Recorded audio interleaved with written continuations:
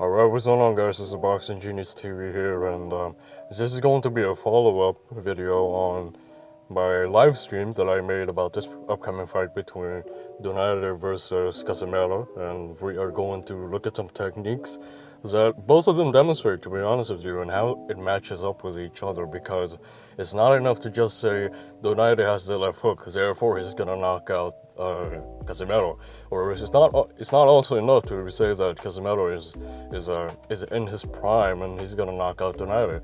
We have to look at the technicalities of it. You know, a lot of people think the punch against Ubali was a lucky punch for Donaire. It's not. He set it up beautifully, and there were some techniques that he used in order to land that punch. So I think we're gonna benefit a lot from looking at both fighters and seeing what they do in the ring.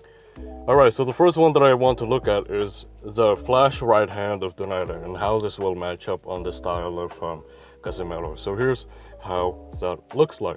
So if you can see Donaire, he's going to lean over here, he's going to square up a little bit, and he uses the right hand as a jab. Why is that? Because the jab most of the time is only used to set up the right hand, which Donaire doesn't have. Okay, so what does he do? He uses his right hand as his jab because he's trying to set up his left hook with his right hand.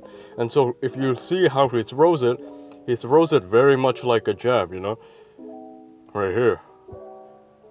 Boom. You know, not a lot of power in it, and a lot of people don't really find it as a threat, as a big threat. But the thing is, he doesn't really try to make it a threat. He's just using it as a setup punch for his left hook. And then again, you're gonna see that here. You see him leaning over to the left side, right? Giving his opponent a false impression that he's gonna throw the left hook right here, when in fact he's about to throw with the right hand. And so he uses it almost like a jab. Not a lot of impact behind that punch, but still, he uses it as a setup for the left hook. Again, here you're gonna see him leaning over to his left side, and then deceiving his opponent into thinking that he's gonna load up for a left hook, when in fact he's only going to throw a right hand. Boom. And then he sets that, or he follows that up with the left hook when he finds the right opportunity. Now let's talk about how that will match up against a guy like Casimero. Okay, here's the reason why that worked against Inoue. It really comes down to where their head is, okay? Inoue has his head on the center. For a guy like Casimero, he's gonna tilt it slightly. Why? Because he has a bladed stance, and you know, the bladed stance is a lot harder to land a straight right, because your head will be a little bit slightly to the side. So this right hand of Donaire is very hard to land against a guy like Casimero, because Casimero's head will be on the side. Let's see a good angle here. Okay, so this is an example here. Okay, boom, he throws a jab, and notice how his head is still on the center. For a guy like Casimero, Casimero's head will slightly be to the right. Okay, will slightly be to the right. That's his bladed stance. And so this right hand of Donaire that he stings against Inoue is going to be a lot harder to land against a guy like Casimero, because number one, he's bladed, and then number two, he's a back foot kind of fighter, which makes it a lot harder to reach. In order for Donaire to land the right hand, he's going to have to follow it through. And again, you can look at my explanation on that live stream. I think that's a little bit easier to understand, but I'm just showing you some examples right now.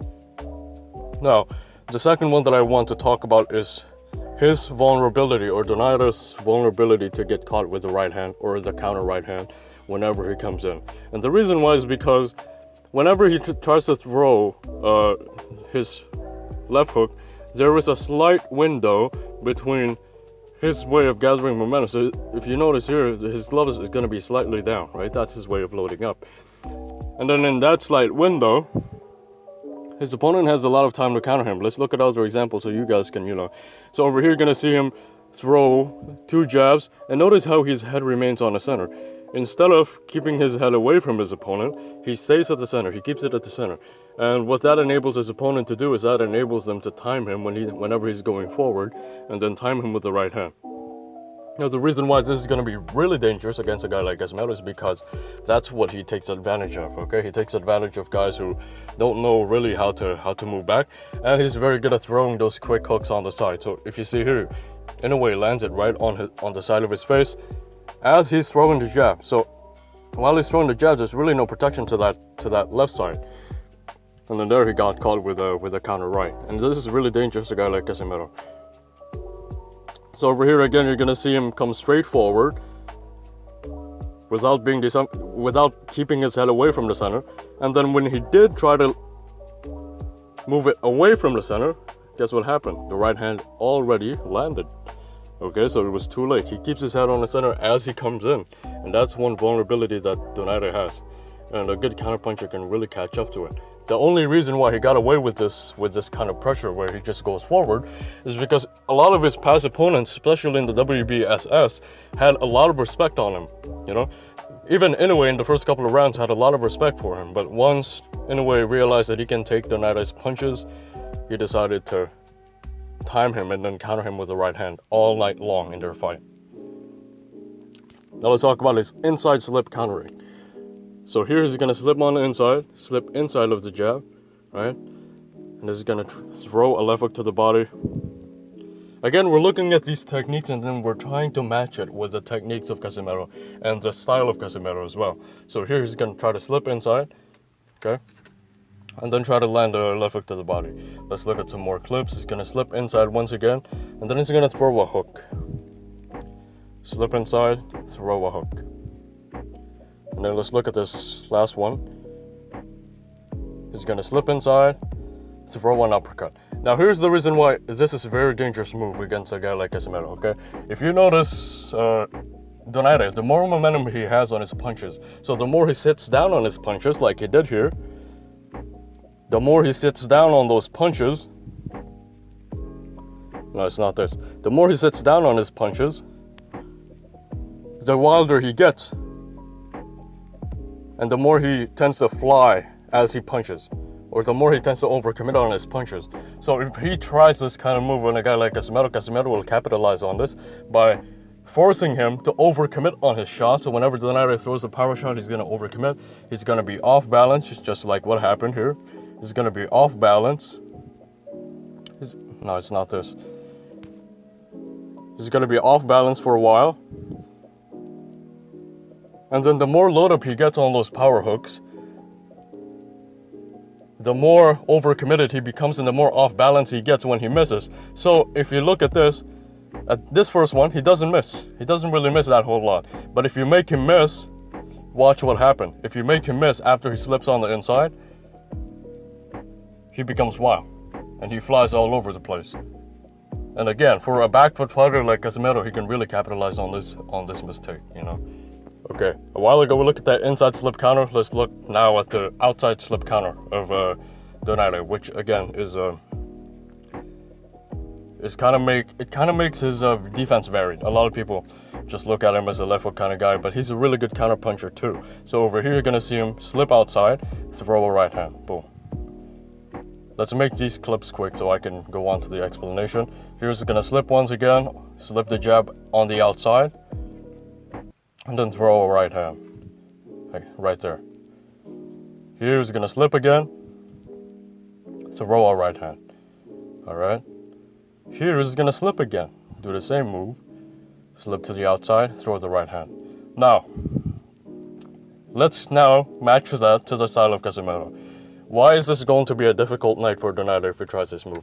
Number one, Casimero is a back foot fighter, okay, which means that he's gonna have to reach much further. And like I said a while ago, the further Donaire tries to reach his opponent, the more off balance it becomes. And Casimero ain't no joke as well when it comes to counter punching. So if he tries this kind of move on Casimero, okay, watch this. If he tries this move on Casimero and then he becomes off balance way too much, Casimero can catch him with an uppercut on his way down as he overcommits on that right hand. So look at these right hands that he throws. The wilder or the further you have to reach, the more overcommitted you have to become and the more off balance you get. And that's what happens with Donaire here. You see how far he has to reach Inoue, and the further he had to reach Inoue, the more off balance he became, okay? The more he became on the front foot, and the longer it took for him to get back on balance. And the difference between Inoue and Casimero really is that Casimero can counter on the back foot, Inoue cannot. That's why Inoue didn't really capitalize on the overcommitted shots of Donaire, because that's not his game. He doesn't really counter on the back foot. So now let's look at the vulnerability of Casimero, or of Donaire, to get caught with the lead right hand. So let's first look at this. Over here, he's gonna throw a couple of jabs. Let's see if this is the footage that I'm looking for. No, it's not this. So let's look at this real quick. He's gonna throw a hook and then a right hand. And the reason why Donaire is really good, or Donaire is really open for the right hand, is simple. He wants to counter that right hand of yours, you know? That's why he allows himself to be open for that right hand. And really, if you meet an opponent who has a straight right hand and who has a quick right hand like a Casimero, it's just a waiting game. It's just a waiting game for Donaire. You know, and again, if you look at this particular moment here where he got caught with the right hand of Inoue, right? You have to beat him to the punch. You have to beat him to the punch. And Casimero has the quickness to do that. Not only that, after he throws this right hook, Donaire's or Casimero's head will be off to the center, which will make this left hook counter a lot more difficult and a lot more unlikely to land on him. So his head is not going to remain on the center like Inoue here. Inoue was lucky enough to pull back, but Casimero's head won't be there. Casimero's head won't be on the center. And that's why it's going to be really hard if Donaire tries to counter the right hand with the left hook. It's really a dangerous thing, you know.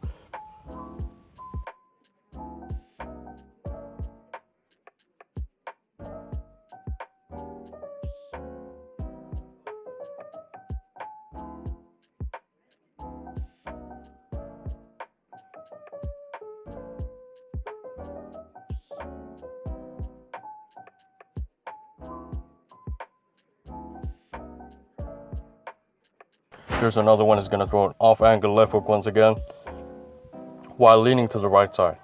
Boom. And then he misses wildly. Here's going to throw that off-angle left hook once again. And then he's going to miss. Now, here's the reason why, again, that will be difficult to land against a guy like Casimero. Casimero's head will be off to his right side, okay? So, if Donaire tries to land his left hook, it will most likely fly over to that side, okay? Casimero's head will be right here on this side. And I'm gonna draw some arrows so you can... So the more Donaire leans over to the right side and then he throws that left hook, the harder it is for him to reach Casimero, because Casimero's head won't be on the center. And the reason why this off-angle left hook works against Inoue, the reason why this worked against Inoue, let's look at this. The reason why this worked against a guy like Inoue is because if you look at his head, it stayed relatively on the center. He did not put it to the side, or you know, he didn't like put it on one side. If you put it on one side, this left hook would be much harder to land. But because Inoue kept his head on the center, he got caught with that counter left hook. For a guy like Casimero, he's gonna lean on one side. He's gonna be on that one side because he has that bladed stance, and it's gonna be much harder for Donaire to land that off-angle left hook that he normally throws. And that to me is his most. That's his most sneaky punch. His most sneaky punch. That's definitely his most sneaky punch. But he finds it hard to land against bladed fighters like Carl Frampton, you know. Alright, so now we'll look at the different fight. We'll look at Donaire versus Walters, which happened at 126. Now, the first one I want to point out is the main weakness, or one of the main weaknesses of a Donaire is when his opponent smothers him. And again, I talked about this in my live streams. This is just a visual presentation of everything that I talked about there. And this is just a visual evidence that this really happens in his fights, okay? So over here, you're going to see him throwing a jab first. And then notice how when his opponent smothers him, he doesn't really know what to do. He can't place his punches all that much. And here he tries to utilize angles, but all of his punches were being blocked. And he couldn't really put a lot of power. He couldn't generate a lot of power right there when his opponent is smothering him. And notice how Frampton just takes all of those punches. Why? Because Donaire finds it hard to land it clean. Now here, Frampton will throw a right hand, and then he will go off the center. He's going to lean over to the left side of Donaire. Right here, he's going to lean over to that left side. And notice how Donaire finds it hard to place his punches. Why? Because Frampton was controlling his arms on the inside. So notice how he's locking his arms right here. And then he's also grabbing his waist on the right side of Donaire. Right there. So notice how hard it is for Donaire to like throw a punch from this position. And then notice also how easily he gets pushed around by Frampton. Okay? Right here. Notice how it's very difficult for Donaire to really fight on the back foot, and he's easily pushed around. He is easily pushed around. Okay, Frampton will do that again here. Notice how Donaire is on the ropes, and then Frampton will initiate his mother. He will move forward, and then notice how Donaire finds it really hard to turn and then twist and then fucking create angles for himself. He couldn't really land his punches. He couldn't land anything clean when his opponent smothers him. And this is the style of a Casimero. Casimero is very good at smothering. If you don't believe me, go watch his fight with Espinosa. Stop watching these fucking highlights. Stop watching these fucking highlights, 2-minute highlights. Start watching full fights. That's where you'll see most of these techniques, okay? Here, notice again how Frampton will initiate the clinch. And notice how Donaire doesn't really know what to do from this position. He can really throw a lot of his power shots that he normally throws. And if he does land some punches, he doesn't really generate a lot of power with it. And he's not precise. He doesn't land it clean. Now, Frampton will again initiate his mother here. He's going to get close to Donaire. And notice how Donaire just gets pushed around so easily. Notice how he just moves back. He finds it difficult to fight on the inside. He finds it difficult to fight that close with his opponent. And notice how many shots Frampton is just landing on him. And notice how easily he is being pushed around by his opponent too. You know, this is the game of Casimero. And if Casimero does this against Donaire, I think he has the strength to pull it off. I think he has the strength to push Donaire around all night, just like what Frampton is doing here, you know. And make it difficult for Donaire to also land his own punches. Now, I want to talk about the bladed stance once again, and why it's going to be really difficult for Donaire to land the left hook. And here's a visual example of that. So notice here how Frampton is going to throw a jab and throw a right hand. Okay, and then notice how hard it is for Donaire to like land his counter left hook. And the reason why, again, is because the head is much further away when you have the bladed stance. And this is the same stance that Casimero has. So here's another right hand. He's gonna throw that right hand again. And then notice how Donaire tried to pull that move that he had a while ago, which was the off-angle left hook, right? And if you remember a while ago, I spoke on that off-angle left hook being a difficult punch against Casimero. Why? Because his head is gonna be on the center, right? So notice here how this hook will just fly off. Boom. Why is that? Because the head of Frampton is not on the center. If it is on the center, it'll probably land, but because his head is not on the center, okay, that left hook just flew away. Because in order for that punch to land from Donaire, the head will be, or the head of Frampton will have to be more on the center right here. I'm going to draw an arrow. It has to be more on the center. But again, with the bladed stance, it's hard to land that off-angle left hook that he always uses. And you can see that missing on this one. Because Frampton has the bladed stance, and it's really hard to place that off-angle left hook against a bladed stance, or against a fighter with a bladed stance. Now let's look at his troubles with the paw, okay? Here's one thing I noticed about Donaire. He doesn't like the idea of being punched. And he likes being punched, but he doesn't like the idea of being punched. What I mean by that is he doesn't like to have a threat that he's about to be punched. And one of the threats that you're about to be punched is the paw. How Frampton will push him, he'll use the paw, right? And then notice how Donaire gets stuck on the back foot. Donaire gets stuck on the back foot, it doesn't know what to do, and then he just gets caught with the right hand. It puts him on the back foot. His opponent is controlling a lot of things here. He's controlling Donaire's head, he's controlling his gloves, he's controlling his arms. And this is what Casimero is really good at as well. He's really good at controlling his opponent with his lead hand, and then stretching out that lead hand like a sword. If you don't believe me, watch his fight with Yamashita, or better yet, watch my breakdown on John Riel Casimero about a year ago, when he was still not that popular among boxing fans. Now here, I want to talk about his ability, or Casimero's ability, to move off the center after he throws his power punch. Over here, notice how after Frampton throws the right hook, his head is off the center. So that left hook of Donaire didn't land, because why? His head is not on the center no more, right? His head is more to the left side. Boom. So that left hook just kind of fell, or it just kind of flew by the shoulder, the right shoulder of Frampton, because Frampton's head is way over to the side. And it's not, he doesn't keep it at the center. Again here, watch how Frampton will throw the right hand, and notice how his head gets out of the center. He avoids the left hook of Donaire, and then he also avoids the right hand in the process. He ducks down, and then he pivots away. Boom, right there. And this is what Casimero is really good at doing as well. After he throws all his punches, he stays out of the center, he moves on one side, he smothers with his opponents. And I think that in this particular fight, all of Donaire's strengths will be neutralized simply because the style of Casimero has the ability to do that. It has the ability to neutralize all of Donaire's strengths. That left hook will be hard to land, that right hand will be hard to land. Casimero has all the wrestling tactics that can be used to bully Donaire, just like how Frampton bullied Donaire in this particular fight. So go ahead, watch this fight as a basis, because to be honest with you, Frampton is very similar to how Casimero moves, but I think Casimero's more slick overall. So that was it. I'll see you guys in the next video. I go by Casimero, by the way. I go Casimero by TKO. So that was it. I'll see you guys soon. Peace.